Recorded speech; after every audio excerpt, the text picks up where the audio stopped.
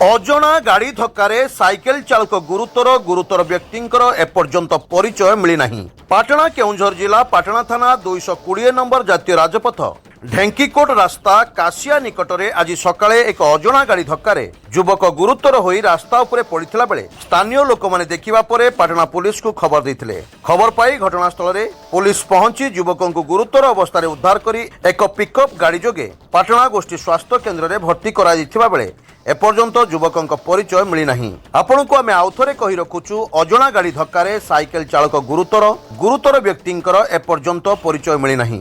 ପାଟଣା କେଉଁଝର ଜିଲ୍ଲା ପାଟଣା ଥାନା 220 ନମ୍ବର ଜାତୀୟ ରାଜପଥ ଢେଙ୍କିକୋଟ ରାସ୍ତା କାଶିଆ ନିକଟରେ ଆଜି ସକାଳେ ଏକ ଅଜଣା ଗାଡ଼ି ଧକ୍କାରେ ଯୁବକ ଗୁରୁତର ହୋଇ ରାସ୍ତା ଉପରେ ପଡ଼ିଥିଲା ବେଳେ ସ୍ଥାନୀୟ ଲୋକମାନେ ଦେଖିବା ପରେ ପୁଲିସକୁ ଖବର ଦେଇଥିଲେ। ଖବର ପାଇ ଘଟଣାସ୍ଥଳରେ ପୁଲିସ ପହଞ୍ଚି ଗୁରୁତର ଯୁବକଙ୍କୁ ପିକଅପ୍ ଗାଡ଼ି ଦ୍ୱାରା ପାଟଣା ଗୋଷ୍ଠୀ ସ୍ୱାସ୍ଥ୍ୟ କେନ୍ଦ୍ରରେ ଭର୍ତ୍ତି କରିଥିବା ବେଳେ ଏପର୍ଯ୍ୟନ୍ତ ଯୁବକଙ୍କର ପରିଚୟ ମିଳିନାହିଁ।